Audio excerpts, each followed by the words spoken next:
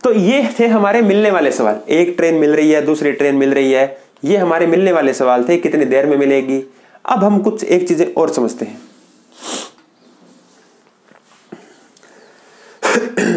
अब देखिए एक चीज, अब होता है मिलना, अब होता है पार करने की बात। अभी तक हमने क्या पढ़ा, ये ट्रेन थी, ये ट्रेन थी, मिलना का मतलब क्या हो गया, इसको बोलते हैं मिलना, इसको क्या बोलते हैं, मिलना। इतनी बड़ी बड़ी दूरियां देता है हमें, 210 किलोमीटर, 936 किलोमीटर, 1000 किलोमीटर, 1500 किलोमीटर। वहां पर वो क्या पूछता है हमसे, मिलना पूछता है, क्योंकि वहां इतनी लंबी दूरी के अंदर ट्रेन की जो लंबाई है वो क्या मानी जाती है, नगण्य मानी जाती है। वहां वो ये पूछेगा कि मिलना, इतनी दूर ट्रेन है तो वो कितने बजे मिलेगी। कभी भी ये नहीं पूछेगा कितने बजे, मतलब पार कर चुकी होंगी, ऐसा कभी नहीं पूछेगा, पार कर चुकी होंगी, कभी भी नहीं आएगा ऐसा सवाल। ऐसा सवाल आएगा तो मैं बताता हूं वो किस प्रकार से आएगा। वो सिर्फ ये पूछेगा कितने बजे मिलेगी। आपने इतने सवाल पढ़े, और चाहे आप एग्जाम का कोई भी सवाल उठा लेना, उसमें ये पूछेगा कितने बजे मिलती है। ठीक है। अब आती है बात पार करना। अब कौन किसको कैसे पार करता है वो देखते हैं।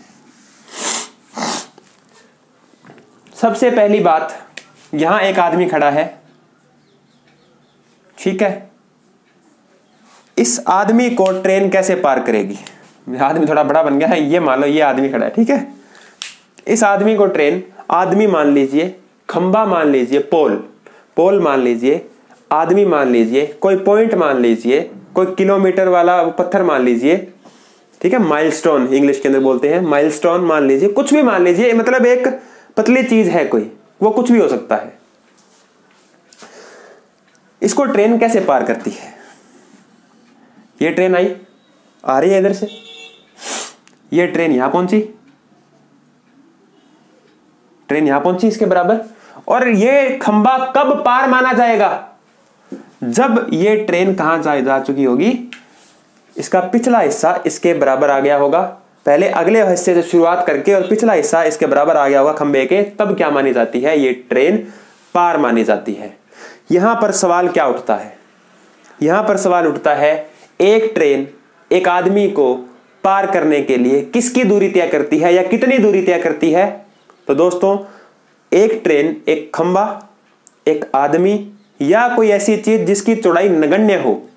नगण्य मतलब जिसको वैल्यू ना कर सके। मान लो आदमी है, मान लो मैं खड़ा हूं या आप खड़े हैं, अब मुझे अगर कोई ट्रेन पार करेगी तो मैं ये थोड़ी कहूंगा कि यार 100 मीटर की ट्रेन थी और मेरी कितनी थी, 1 फीट भी नहीं होगा।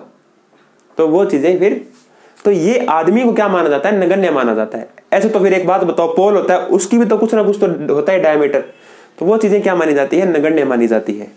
तो नगण्य चीजों को पार करने के लिए क्या पार करती है ट्रेन, ट्रेन खुद की लंबाई पार करती है। इतनी बात समझ आ गई आपके। नगण्य चीजों को पार करने के लिए ट्रेन क्या पार करती है, खुद की लंबाई। अगली बात करते हैं, यह बात ध्यान रखना, आदमी को खंबे को पार करने के लिए ट्रेन क्या पार करती है, खुद की लंबाई। और यदि एक ट्रेन दूसरी ट्रेन को पार करती है तो क्या पार करती है वो, ये ट्रेन ए थी और ये ट्रेन बी है। इनका पार करना आरंभ कब माना जाएगा, जब ये दोनों, ये जहां आ जाएगी इसको क्या कहेंगे, पार करना शुरू कर दिया उन्होंने। अब धीरे धीरे क्या होगा, ये ट्रेन आगे जाएगी और ये ट्रेन इधर जाएगी। पार कब मानी जाएगी, पार मानी जाएगी जब ये ट्रेन तो इधर आ जाएगी और ये ट्रेन इधर आ जाएगी, है ना। ट्रेन ए आगे गई, फिर ये आ गई। पार कब माना जाएगा, पार ये तब माना जाएगा जब ट्रेन ए और बी की जो क्या है, लास्ट उनकी टेल है, वो जब एक दूसरे के बराबर होगी तो उसको क्या मानेंगे कि हाँ ट्रेन पार हो गई। ये हो सकता है ट्रेन हो सकता है प्लेटफॉर्म हो, कोई भी हो सकता है, कोई ब्रिज हो सकता है कोई पुल हो, यानी कि जिसकी लंबाई होती है कुछ। उन चीजों को पार करने के लिए ट्रेन क्या पार करती है, ट्रेन खुद की लंबाई भी पार करती है, और ट्रेन सामने वाले प्लेटफॉर्म, सामने वाली ट्रेन, सामने वाला ब्रिज, सामने वाला पुल, उसकी भी लंबाई को पार करती है। तो ट्रेन दूसरी ट्रेन को कब पार करेगी? जब दोनों ट्रेन एक दूसरे के पीछे निकल जाएगी, मतलब इस तरीके से। तो क्या माना जाएगा? कितनी दूरी पार की ट्रेनों ने? दोनों ट्रेनों ने कितनी दूरी पार की? ए की लंबाई और बी की लंबाई, दोनों लंबाइयां पार की। क्योंकि देखो ट्रेन ए कहां से चली थी? यहां से चली थी, थोड़ा सा आगे पीछे हो गया, ये कोई बात नहीं, ये ले लीजिए, ठीक है। अब मान लें तो ट्रेन देखो यहां से चली थी और पार कब हुई? जब पूरी खुद की लंबाई पार कर गई वो, और खुद की लंबाई के अलावा किसकी पार कर गई वो? इसकी भी। समझ रहे हो बात को? खुद की लंबाई पार नहीं की उसने, खुद की लंबाई के साथ में उसने बी को भी पार किया है, क्योंकि ट्रेन का मुंह यहां था और अब ट्रेन का मुंह कहां गया? यहां आ गया। तो खुद की लंबाई के साथ साथ किसको पार किया? दूसरी ट्रेन को भी पार करती है। समझ रहे हैं आप मेरी बात? तो क्या माना जाएगा? दोनों ट्रेन क्या करती है? एक दूसरे, यानी कि दोनों की लंबाइयां पार करती है। आप कभी ट्रेन में बैठे होगे, बस में बैठे होगे, जब एक बस के सामने से दूसरी बस आ रही होती है या एक ट्रेन के सामने दूसरी ट्रेन आ रही होती है, तो कब पार मानी जाती है? वो पूरी वो क्या निकल जाती है? आगे निकल जाती है, तब क्या मानी जाती है? पार मानी जाती है। तो वहां प्लेटफॉर्म, पुल और दोनों की लंबाइयां जो भी होगी वो जुड़ेगी। अब करते हैं कुछ सवाल।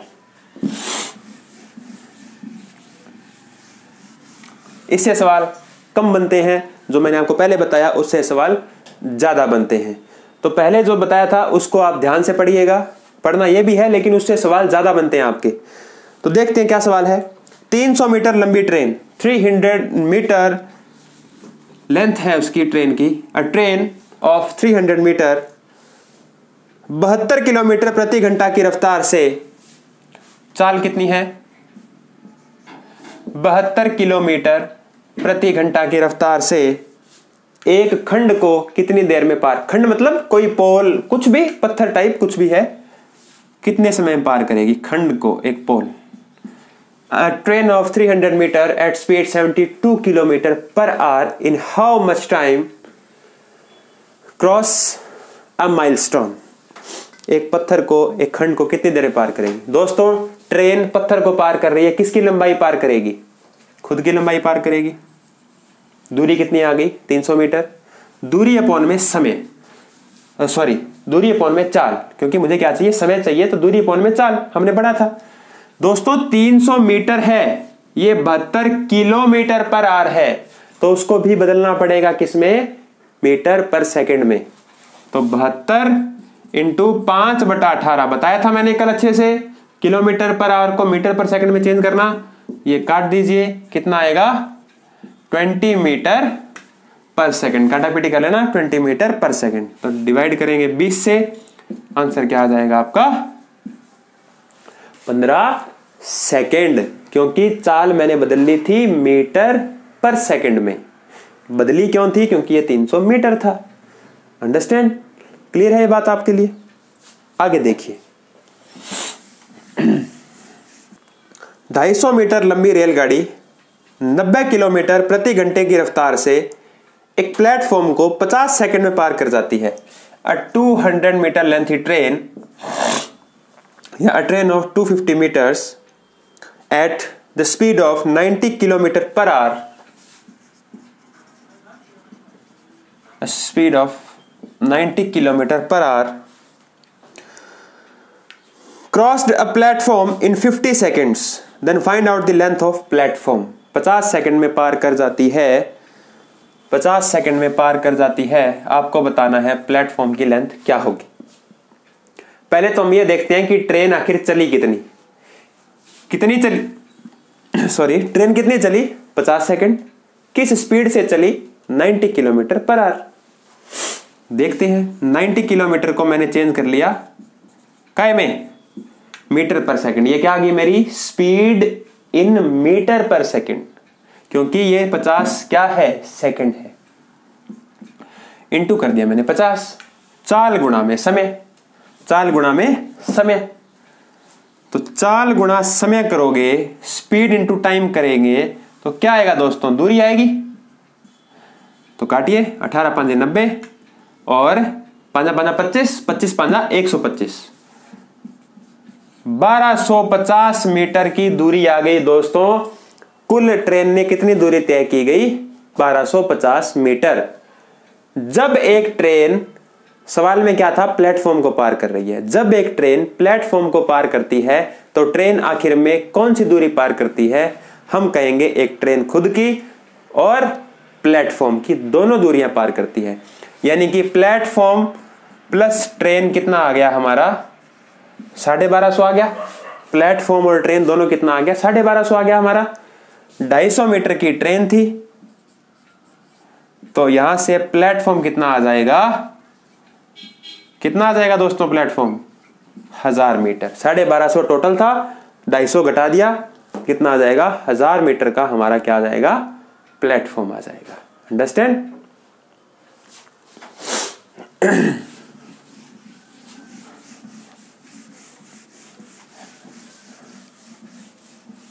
आगे देखते हैं क्या है। 270 मीटर लंबी रेलगाड़ी 120 किलोमीटर प्रति घंटे की रफ्तार से जा रही थी। 270 मीटर लंबी ट्रेन कितने से जा रही थी? 120 kilometre per our. A train of 270 meter is running या was running at 120 kilometre per our. 120 kilometre प्रति घंटा की रफ्तार से जा रही थी। 80 किलोमीटर प्रति घंटा की रफ्तार से सामने से ट्रेन आ रही थी। A train at 80 kilometre per our, second train 80 kilometre per our सामने से आ रही थी, फ्रॉम अपोजिट डायरेक्शन।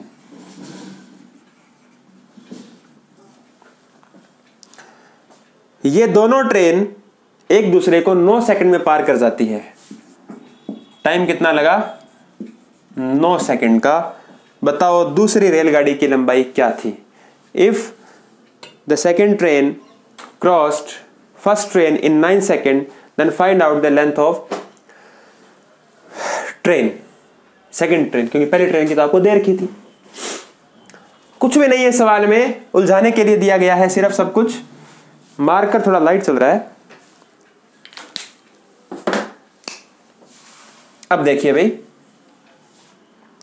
आप मुझे एक बात बताइए, पिछले सवाल में प्लेटफॉर्म था तो स्पीड तो एक ही काम आनी थी ट्रेन की, लेकिन यहां पर इधर भी ट्रेन है, सामने भी ट्रेन है, दोनों कैसी डायरेक्शन में जा रही है? Opposite direction. ऑपोजिट डायरेक्शन में जाएगी तो दोस्तों रिलेटिव स्पीड क्या होगी? आप कहोगे सर इसमें क्या था, हमने पढ़ा था अभी थोड़ी देर पहले कि दोनों को जोड़ दीजिए।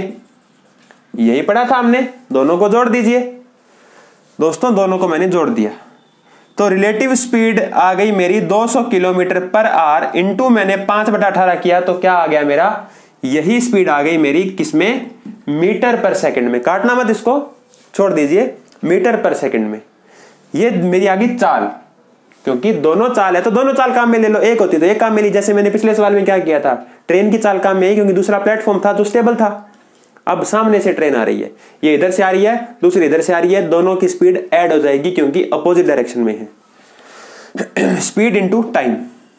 टाइम कितना लगा उनको पार करने में? 9 सेकंड का टाइम लगा, बिल्कुल लगा।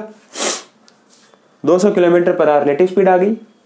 5/18 से मैंने उसको कन्वर्ट कर दिया काय में। इसको मैंने कन्वर्ट कर दिया मीटर पर सेकंड में, इंटू 9 कर दिया तो क्या आ जाएगा मेरा?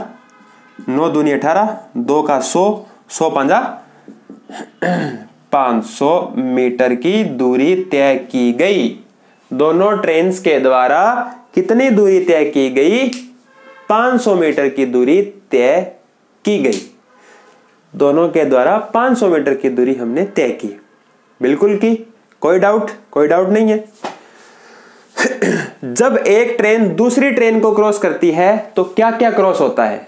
पहली ट्रेन की लंबाई प्लस दूसरी ट्रेन की लंबाई, दोनों की लंबाई कितनी हो गई?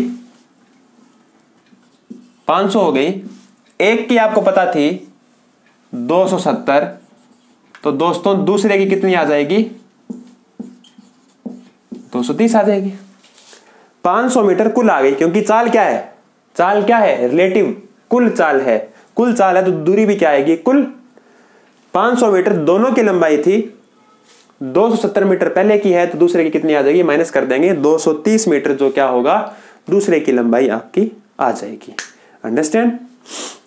आगे चलते हैं। देखिए अगला सवाल क्या है, बहुत ही अच्छा सवाल है अगला सवाल, कि एक ट्रेन 800 मीटर प्लेटफॉर्म को 800 मीटर वाले प्लेटफॉर्म को 100 सेकंड में और 400 मीटर सुरंग को 400 मीटर टनल को 60 सेकंड में पार करती है, तो बताओ ट्रेन की लंबाई क्या है? किसकी?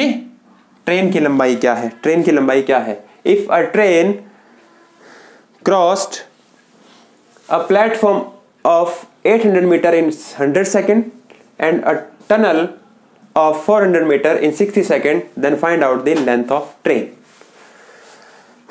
बहुत ही अच्छा सवाल था ये। देखिए भाई, एक बात बताओ कि जब टनल को पार करेगी तो क्या क्या पार होगा? जब कोई ट्रेन टनल को पार करती है तो क्या क्या पार होगा? टनल पार होगी और ट्रेन की लंबाई।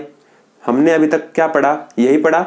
ब्रिज को पार करती है तो ब्रिज और ट्रेन दोनों की लंबाई पार होती है, क्योंकि एक तरफ से स्टार्ट होती है और दूसरी तरफ कब पार मानी जाएगी? जब उसका पिछला हिस्सा भी सुरंग से आगे निकल जाएगा तब पार मानी जाएगी ना। तो वो वही हमने पढ़ा है कि ट्रेन और क्या है, टनल, यही होगा। जब वो प्लेटफॉर्म को पार करेगी तो क्या पार किया जाएगा? प्लेटफॉर्म और ट्रेन। ये बात भी आप समझते हैं कि जब टनल और ट्रेन पार करेगी तो ट्रेन और टनल दोनों की लंबाई पार होगी। प्लेटफॉर्म और ट्रेन पार करेंगे, या सॉरी, प्लेटफॉर्म को जब ट्रेन पार करेगी तो क्या पार होगा? ट्रेन और प्लेटफॉर्म की लंबाई पार होगी। समझते हैं आप इस बात को? टनल की लंबाई थी 400 मीटर, प्लेटफॉर्म की लंबाई थी 800 मीटर। आप मुझे एक बात समझाओ कि यहां क्या पार होगा? इस कंडीशन में क्या पार होगा? ट्रेन की लंबाई पार होगी प्लस 400 मीटर की सुरंग पार होगी। यहां पर क्या पार होगा? ट्रेन की लंबाई पार होगी प्लस 800 मीटर की प्लेटफॉर्म पार होगी। अब एक बात बताओ, फालतू क्या पार किया ट्रेन ने? फालतू क्या पार किया ट्रेन ने? आप कहोगे सर इसमें क्या है, ये तो आसान सी बात थी, 400 मीटर पार फालतू किया।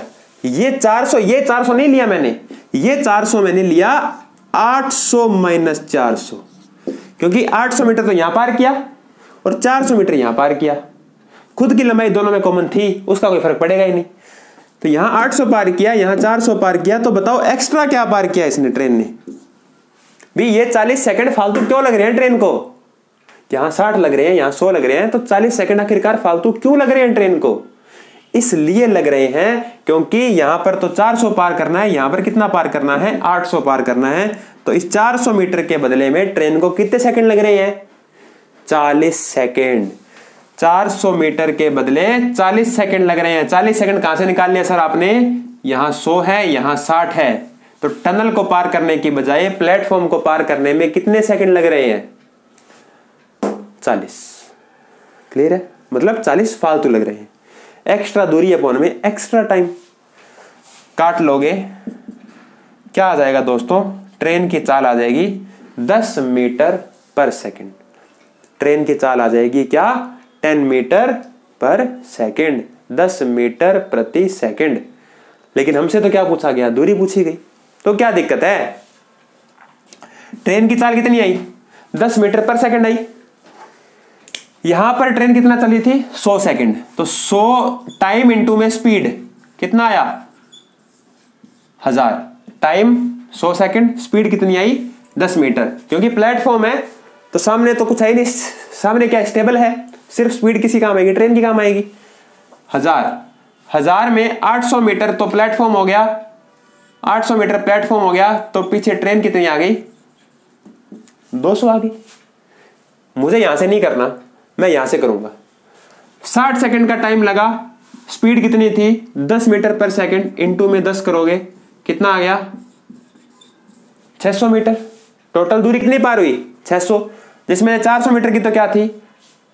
टनल। तो ट्रेन क्या हो जाएगी? यहां पर भी कर लो चाहे, तो दोनों कंडीशन में ट्रेन क्या आएगी, 200 मीटर की आएगी। एक बार रिपीट करके देख लेना, आपको और अच्छे से बातें समझ में आएगी। और पहली बात, मैं उम्मीद करता हूं कि आपको एक बार में ही सारा कुछ समझ में आ गया होगा। एक आधा सवाल और करते हैं, हो सकता है एग्जाम के अंदर आ जाए। एक और ऐसा ही सवाल है कि एक ट्रेन किसी आदमी को 20 सेकंड में, अब देखिए आदमी को पार कर रही है, मतलब केवल खुद की दूरी पार कर रही है, वो कितने सेकंड में, 20 सेकंड में। A train crossed a man in 20 second and a 135 metre lengthy platform in 29 second. और 135 मीटर लंबे प्लेटफॉर्म को पार करने में उसे कितना टाइम लगता है, 29 सेकंड लगते हैं। तो बताओ रेलगाड़ी की लंबाई क्या है। ठीक वैसा ही सवाल है। उस सवाल में दोनों चीजें जो दे रखी थी, सुरंग और प्लेटफॉर्म, दोनों की कुछ लंबाई थी। लेकिन इस बार अगर आदमी को पार करेगी तो क्या पार करेगी ट्रेन, ट्रेन खुद की लंबाई पार करेगी। अगर प्लेटफॉर्म को पार करेगी तो ट्रेन क्या पार करेगी, ट्रेन प्लस प्लेटफॉर्म को पार करेगी। दोस्तों बड़ा क्या, पहले ट्रेन खुद को पार कर रही थी और अब ट्रेन और प्लेटफॉर्म को पार कर रही है, तो बड़ा क्या, बड़ा सिर्फ और सिर्फ क्या, प्लेटफॉर्म। यानी कि जो यहां 20 सेकंड लग रहे थे और अब 29 सेकंड लग रहे हैं, तो 29 सेकंड उसको क्यों लग रहे हैं, 9 सेकंड उसको एक्स्ट्रा क्यों लग रहे हैं, क्योंकि यहां पर 135 मीटर और ज्यादा लंबाई हमारी बढ़ गई। यानी कि 135 मीटर की लंबाई को पार करती है कितने टाइम में, 9 सेकंड में। 9 को हमने काट दिया, कितना आया, 15 मीटर पर सेकंड। 15 मीटर पर सेकंड क्या आ गई, ट्रेन की चाल आ गई। सेम वैसा ही सवाल था, इसलिए मैंने थोड़ा स्पीडली करवा दिया। 15 सेकंड, 15 सेकंड के हिसाब से यहां 20 सेकंड लग रहे हैं उसको, तो 15 गुणा 20 बराबर क्या आएगा, 300 मीटर। 15 सेकंड, 15 मीटर पर सेकंड चाल आ गई। 15 मीटर पर सेकंड को मैंने करवा दिया, 20 सेकंड से मल्टीप्लाई किया, स्पीड गुणा टाइम क्या आ गई, दूरी आ गई 300 मीटर। अब कुछ भी घटाने की जरूरत नहीं है, क्योंकि जब आदमी को ट्रेन पार करती है तो केवल और केवल क्या पार करती है, खुद की दूरी पार करती है। तो यानी कि सारी की सारी क्या आ गई है, उसकी खुद की दूरी आई है। चाहे आप इससे कीजिएगा 29 गुना 15, इस बार क्या पार करेगी वो, ट्रेन और प्लेटफॉर्म। तो प्लेटफॉर्म को जब आप घटाएंगे तो क्या आ जाएगी, ट्रेन की लंबाई आ जाएगी। तो इस तरीके से सेम वैसा ही सवाल था ये। तो इसलिए आगे चलते हैं। देखिए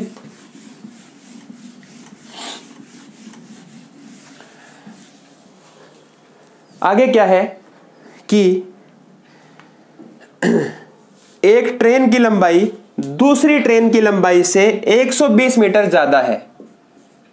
ए ट्रेन बराबर B train plus 120 metre. The length of train A is 120 metre more than train B. जब वह विपरीत दिशा में चलती है तो 80 सेकंड में एक दूसरे को पार कर जाती है। When they run in opposite direction, then कितनी देर पार कर जाती है अभी, 80 सेकंड में। Crossed each other in 80 second. और जब वो समान दिशा में चलती है, इन सेम डायरेक्शन, तो क्या होता है, 120 सेकंड में पार करती है। पहले 80 सेकंड थे, अब क्या लगेंगे उनको, 120 second. When they run in same direction, they take 120 second. यदि धीमी गति से चलने वाली ट्रेन की चाल 45 किलोमीटर प्रति घंटा है, if the speed of slow train is 40 kilometre per hour, then find out the speed of faster train. आपको यह बताना है कि तेज चलने वाली ट्रेन की स्पीड क्या होगी। मान लेते हैं कि तेज चलने वाली ट्रेन की स्पीड क्या होगी, एस। माना, क्या मान लिया हमने, let the speed of faster train is S. तेज चलने वाली ट्रेन की स्पीड क्या होगी, एस। आप मुझे एक बात बताइए कि जब ट्रेन विपरीत दिशा में चलेगी तो क्या दूरी को पार करेगी, खुद की दूरी और सामने वाली ट्रेन की दूरी। जब ट्रेन समान दिशा में चलेगी तो भी क्या पार करेगी, खुद की दूरी और सामने वाली ट्रेन की दूरी। तो दोनों कंडीशन में दूरी क्या रहेगी, दोनों कंडीशन में दूरी समान रहेगी। डिस्टेंस बराबर डिस्टेंस, यह बात आपको समझ में आई होगी। अब एक बात बताइए कि जब दोनों समान दिशा में चलेगी, जब दोनों समान दिशा में चलेगी तो स्पीड क्या होगी उनकी, s माइनस 45 होगी, क्योंकि रिलेटिव स्पीड क्या आएगी, faster train minus slower train, यही है ना। क्योंकि वो क्या कह रहा था, 45 किलोमीटर पर आवर धीमी ट्रेन की स्पीड है, इसलिए मैंने 45 माइनस s नहीं लिखा, s माइनस 45 लिखा, क्योंकि s जो मानी है वो फास्टर ट्रेन है। कितना टाइम ले रही है, 120 सेकेंड, बिल्कुल ले रही है। s माइनस 45 किया मैंने तो क्या ले रही है, 120 सेकेंड। यहां पर क्या ले रही है, 120 सेकेंड। जब समान दिशा में चलती है तो कितना टाइम लेती है, 120 सेकेंड। बराबर जब विपरीत दिशा में चलती है तो स्पीड क्या होगी दोस्तों, s प्लस 45। यहां s माइनस 45 और यहां s 45, और यहां टाइम कितना लगेगा, 80 सेकेंड। जब विपरीत दिशा में चलेगी तो मैंने क्या बताया था, रिलेटिव स्पीड माइनस होती है तो s माइनस 45, और जब समान दिशा में चलती है तो रिलेटिव स्पीड हमेशा ऐड होती है। दोनों कंडीशन में दूरी क्या रहेगी, समान रहेगी, d बराबर d है। और इन दोनों कंडीशन में आएगी भी क्या, चाल गुणा में समय, चाल गुणा में समय, चाल गुणा समय क्या होता है, दूरी होती है, दूरी बराबर आ गई दूरी के। अब आप लोगों के मन में एक सवाल आ रहा होगा कि सर ये चाल तो थी 45 किलोमीटर पर आवर या s किलोमीटर पर आवर, यहां पे आपने 120 सेकंड से मल्टीप्लाई क्यों कर दिया। आप एक बात बताओ कि यहां 120 सेकंड है तो यहां भी तो क्या है, अगर इधर 120 सेकंड है तो इधर भी क्या है, 80 सेकंड ही तो है। अगर मान लो इसको मैं चेंज करूं बटा 3600 लगाकर, बटा 3600 क्यों लगाया मैंने, बटा 3600 लगाया मैंने सेकंड को घंटे में बदलने के लिए, क्योंकि चाल क्या है मेरी, किलोमीटर प्रति घंटा। तो इस सेकंड को मैंने घंटे में बदलने के लिए बटा में 3600 लगाया, तो इधर भी क्या लगाना पड़ेगा, 3600 लगाना पड़ेगा। 3600 आपस में कट जाएगा। आगे से ध्यान रखिएगा, यह चीज कोई मैटर नहीं करती, लेकिन कब मैटर नहीं करती, जब दोनों बराबर पड़े हो और बराबर के अंदर दोनों के दोनों क्या हो, टाइम सेकंड में हो। क्योंकि इसको बदलूंगा तो बटे में 3600 लगाऊंगा, तो इसको बदलने के लिए भी तो क्या करना पड़ेगा, 3600 से भाग करना पड़ेगा या नहीं करना पड़ेगा, बिल्कुल करना पड़ेगा। 3600 से 3600 आपस में कट हो जाएगा। 40 के टेबल पे 42 जा 80, 43 जा 120, 40 दूना 80, 40 दिया 120, काट दिया। 3 को अंदर ले आओ, 3s माइनस 45 को 3 से करवाओ 135 बराबर, s को 2 से करवाओ 2s प्लस 45 को 2 से करवाओ 90। 3 को s से करवाया 3s माइनस 135 और 2 को s से करवाया और 90। 2s को इधर ले आओ, कितना आ जाएगा, s आ जाएगा, क्योंकि 3s इधर पड़ा था, 2s प्लस वाला इधर आएगा तो क्या हो जाएगा, माइनस का। 3s minus 2s is equal to s बराबर 90 प्लस 135। ये 135 जब जाएगा उधर तो क्या हो जाएगा, ऐड हो जाएगा, उसमें ऐड हो जाएगा तो s कितना आ जाएगा, जो हमारी स्पीड है वो क्या आ जाएगी, स्पीड हमारी आ जाएगी 225 किलोमीटर प्रति घंटा। क्या आ जाएगी, 225 किलोमीटर पर आवर की हमारी स्पीड आ जाएगी। आई बात समझ में। जब विपरीत दिशा में चलती थी तो 80 सेकंड में, और समान दिशा में चलती थी तो 120 सेकंड में पार करती थी। चाल मान ली मैंने धीमे वाले की तो दे रखी थी 45, और तेज वाले की मान ली हमने क्या, s माइनस 45 करोगे तो समान क्या है, समान दिशा आएगी, तो इनटू में टाइम भी कौन सा आएगा, समान वाला। विपरीत आएगी तो इसमें टाइम भी कौन सा आएगा, विपरीत वाला। काट पीट के जो भी हमारा आंसर आएगा, हमारा आंसर क्या आ जाएगा, s की वैल्यू आ जाएगी हमारे पास 225 किलोमीटर प्रति घंटा। अगला सवाल देखिए, क्या है ये सवाल, बहुत ही अच्छा सवाल है। हालांकि ट्रेन का सवाल नहीं है, ये एक एक्स्ट्रा सवाल बच गया था जो मैं आपको इसमें करवाने जा रहा हूं। ये सवाल क्या कहता है, ये सवाल कहता है कि 13 मिनट के अंतराल पर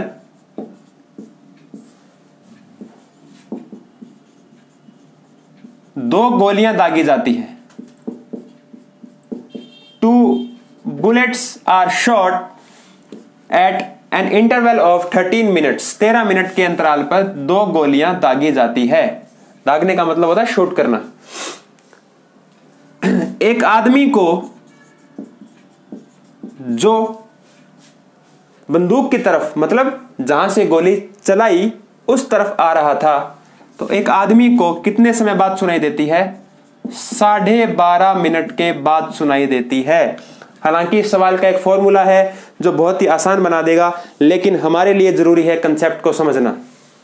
तो बताओ, यदि गोली की चाल 330 किलोमीटर प्रति घंटा है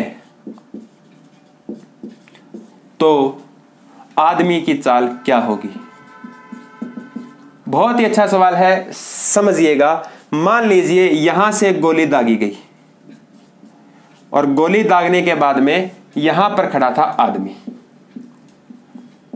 अंडरस्टैंड? यहां गोली दागी गई, यहां आदमी खड़ा था। जैसे ही पहली गोली दागी गई, the first bullet was shot. पहली गोली दागने के बाद में आदमी वहां से चल पड़ा। क्लियर है? जब चल पड़ा तो 13 मिनट के बाद दूसरी गोली दागी गई। आदमी कहां पहुंच गया होगा?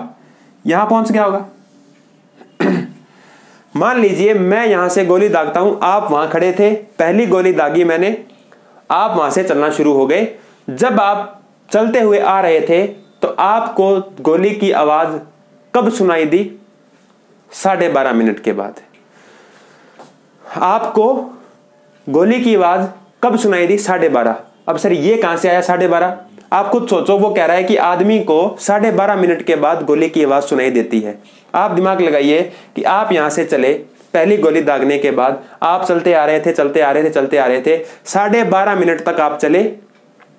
जैसे ही 12.5 मिनट हुआ, आपको एक आवाज आई दूसरी गोली की। तो बताओ आदमी कितना चला होगा? आदमी चला होगा 12.5। आदमी कितना चला होगा? आदमी चला होगा यहां से, ये दूरी आदमी ने कितनी देर में तय की गई होगी? आदमी ने तय की दूरी 12.5 मिनट में। इतनी बात समझ आई? अब आप ये सोचो कि यदि आदमी वहीं खड़ा रहता, यानी कि आदमी यहीं खड़ा रहता जहां पहले खड़ा था, तो उसको गोली की आवाज कितनी देर बाद सुनाई देती? जितनी देर बाद गोली दागी गई उतनी देर बाद उसको आवाज सुनाई देती, क्योंकि जब वो पहले वहीं खड़ा था, अब भी वहीं खड़ा है, तो क्या कोई फर्क पड़ेगा? क्या नहीं पड़ेगा। 13 मिनट के बाद गोली दागी गई तो उसको भी 13 मिनट के बाद सुनाई देती। यानी कि ये वाली दूरी यहां उसको सुनी 12.5 मिनट के बाद, यहां उसको सुनती 13 मिनट के बाद। तो ये जो दूरी थी, ये दूरी गोली कितनी देर में तय करती? गोली मतलब आवाज, गोली की आवाज कितनी देर में तय करती? आप कहोगे सर आधा मिनट। फिर जब यहां खड़ा होता तो 13 मिनट में सुनाई देती, और जब यहां खड़ा है तो 12.5 मिनट में सुनाई दे रही है। तो 12.5 और 13 मिनट में क्या फर्क है? आधे मिनट का फर्क है। तो अपने ये कह सकते हैं कि 12.5 मिनट आदमी चला, ये बराबर होगा आधा गोली के। मतलब 12.5 मिनट जो आदमी चला वो बराबर किसके है? जो दूरी आदमी ने 12.5 मिनट में तय की, वही दूरी गोली ने कितनी देर में तय की होगी? आधे मिनट में। इतनी बात समझ आई? काट लीजिए इसको, कितना आएगा ये? यहां था 12.5, इधर था 0.5, पॉइंट से पॉइंट क्या हो गया? कैंसिल। 5 को काट दीजिए काय पे? 25 पे। तो यानी कि 25 आदमी बराबर गोली। जब आप रेशियो निकालते हैं, जिसने भी मेरा रेशियो वाला चैप्टर पढ़ा है उसको अच्छे से ये बात पता है कि बीच में बराबर का निशान हो और रेशियो निकालना हो तो क्या कर देते थे? हम उल्टा लिख देते थे। तो इनकी चाल का अनुपात क्या आएगा? 1:25। हमें दे रखी है गोली की स्पीड 330। ये 330 बराबर काय के है? गोली भी 25/25 इंटू में वैल्यू काय की चाहिए? आदमी की इंटू में 1। जब आप इसको काटेंगे तो कितना आएगा?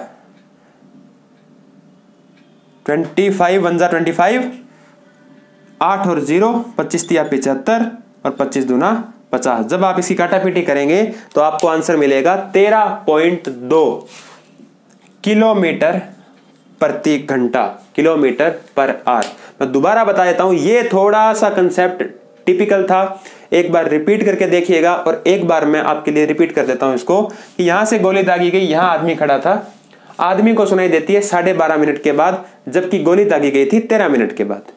आदमी को 12.5 मिनट बाद क्यों सुनाई दी? क्योंकि आदमी चल चुका था इतनी दूर। आदमी पहली गोली के बाद चलता रहा 12.5 मिनट उसने अपनी घड़ी में देखा, तब उसको अगली आवाज सुनाई दी। तो ये दूरी आदमी ने कितने टाइम में तय की गई होगी? 12.5 मिनट में। अगर वो आदमी यहां तक नहीं आता, वहीं खड़ा रहता, तो उसको गोली कितनी देर बाद सुनाई देती? 13 मिनट बाद। यानी कि यहां 12.5 और यहां 13, तो गोली की आवाज ये दूरी तय करती आधा मिनट में। इसलिए मैं ये कह सकता हूं कि आदमी का 12.5 मिनट गोली के आधे मिनट के बराबर है। यहां से मैंने चाल का अनुपात निकाल लिया। अनुपात निकालने के बाद में गोली की स्पीड दे रखी थी, गोली की स्पीड निकालकर हम क्या निकाल सकते हैं? आदमी की स्पीड निकाल सकते हैं। दोस्तों, ये था हमारा टाइम, स्पीड एंड डिस्टेंस का ट्रेन वाला भाग। अब हमारा एक भाग और रहा है, नाव एवं धारा, जो आपको मिलेगा अगले पार्ट में। तो कल इसी समय दोबारा मिलेंगे। उम्मीद करता हूं कि ये चीजें आपको समझ में आई होंगी। तो अगर आपको ये चीजें पसंद आई हैं तो लाइक और शेयर करना ना भूलिएगा। नमस्कार, धन्यवाद।